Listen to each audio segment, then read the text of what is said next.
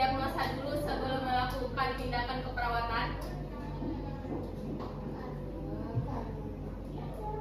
Masalah utama klien pada pengkajian. Yang ketiga, mengetahui perkembangan keperawatan. Yang keempat, masalah di mana adanya respon klien terhadap status kesehatan atau penyakit. Yang kelima, ada faktor-faktor yang menunjukkan masalah atau problem pasien atau perubahan status kesehatan pasien. Yang kedua, ada masalah yang dialami pasien, didahului adanya penyebab dan keduanya dihubungkan dengan kata sehubungan dengan atau berhubungan. Yang kelima, gunakan bahasa yang tidak memvonis. Ya, jangan sampai kalian itu membentuk diagnosa kata-katanya memvonis, karena itu sangat menyinggung. Menyinggung siapa? Pasien. Selain menyinggung pasien, keluarga. Jadi nggak boleh pakai kata-kata bahasanya yang sangat langsung memvonis. Selanjutnya, langkah-langkah penulisan dalam diagnosa keperawatan. Yang pertama, ada pengolahan data dan analisa data. Ini adalah hasil observasi perawat saat dia datang, saat dilakukan mulainya pengkajian awal.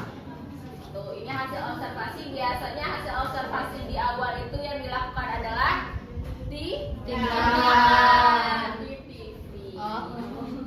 Ya enggak? Observasi awal perawat yang dilakukan apa? Di TV. Kalian pasti melakukan tensi dulu enggak? Iya. Pasien memvalidasi data diagnosa sehingga diketahui bahwa pasien setuju dengan masalah yang sudah dibuat dan faktor-faktor yang mendukungnya. Contohnya apa? Perawat mengukur berat badan pasien akibat tumor yang dideritanya.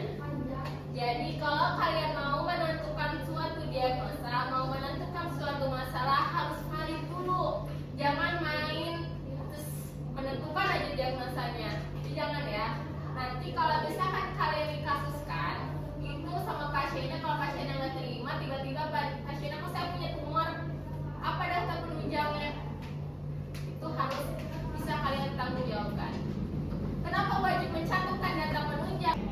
Karena untuk menjawab, karena kalau misalkan gak ada faktor pendukungnya, gimana kalian mau ngasih tahu ke pasiennya bahwa dia benar-benar terkena tumor? Untuk kalau misalkan kalian gak ada data penunjangnya, bisa ditentukan. Jadi harus kalian melakukan observasi, harus melakukan tindakan sesuai dengan penyakit yang ada. Jadi menentukan masalah itu nggak boleh asal. Ya, harus sesuai ada data penunjangnya. Entah itu hasil lab, entah itu hasil MRI, entah itu hasil toraks, itu gangguan pemenuhan nutrisi kurang dari kebutuhan tubuh berhubungan dengan intake yang tidak adekuat, ditandai dengan klien mengatakan berat badan turun lebih dari 10 kg dalam 12 bulan terakhir. Jadi balik lagi, kalau gangguan pemenuhan nutrisi kurang dari kebutuhan tubuh, wajib berat badannya turun. Kalau berat badannya nggak turun, berarti bukan gangguan pemenuhan nutrisi kurang dari kebutuhan tubuh. Dari pedoman diagnosa Anda. Misalnya hasil pengkajian diperoleh data klien mual, muntah, diare selama 3 hari. Diagnosanya terutama mencari kehilangan cairan sebagai nyambung nggak? Karena dia udah mual, udah muntah, udah diare, itu banyak kekurangan